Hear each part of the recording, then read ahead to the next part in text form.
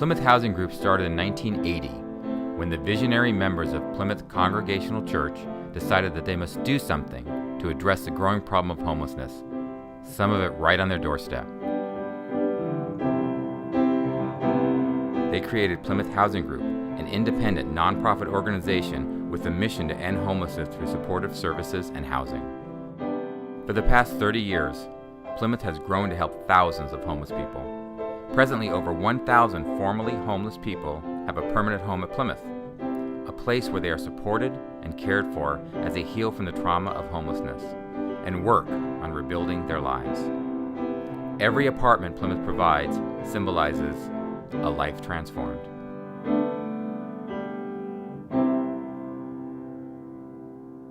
When I was living on the streets, I'd walk around and think about it, piano.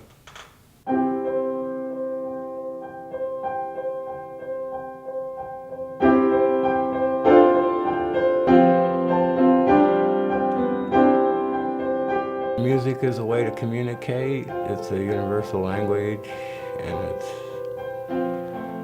complicated.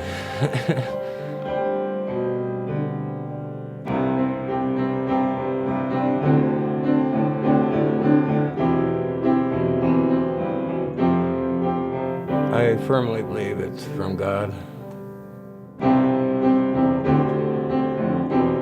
They cut me loose when I was 15. I was emancipated from the court by a boyfriend of mine back in the days.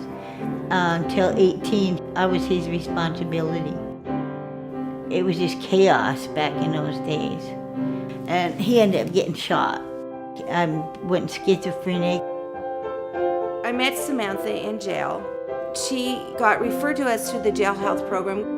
She's gone to jail several times on what we consider homeless crimes like trespassing, camping, smoking in a bus stop. My jungle's a safe spot. We cut our way into the bushes, the blackberry bushes. We've been staying there over 2 years in our campsite. I would say maybe over 30 years I've been homeless out there. It's very hard being homeless.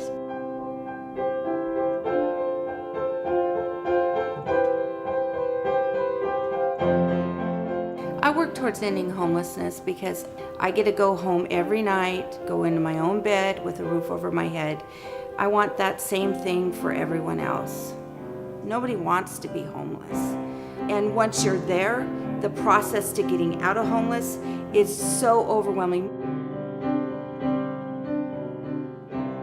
25 years old, I was doing pretty good. I had my own place and my own car, you know. Kids in school, I was trying to go back to school and do something different, you know. What led me to be on the street, start messing with drugs. I finally woke up, you know, when I got here in Plymouth Housing. I started thinking, I don't want to be back out on the street, so I quit. My cousin Mallory, she's in the bed. She can't walk anymore because the arthritis was eating her bones up. She still calls me her caregiver because I know how to take care of her. I've been working with her since 2001. Yeah, I made mistakes, messed me up from getting good jobs. To right now, today, that's why I can't be a caregiver on paper, but I still volunteer. I'm just glad I'm living, you know. Got my own place and I'm not on the streets. I feel that I have gotten a second chance to straighten my life up and to help people that really need it.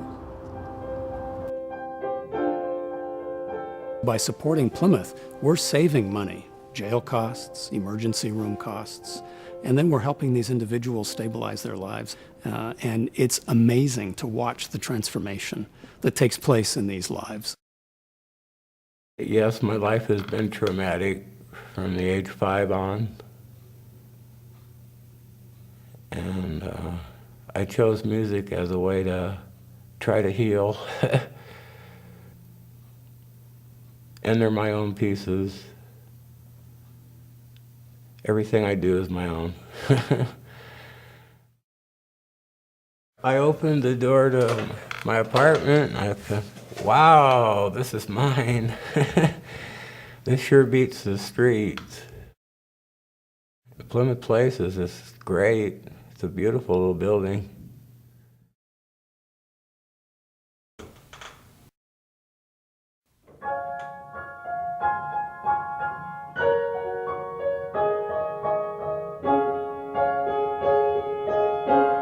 Probably the most exciting thing for Samantha is she gets to be safe in her environment.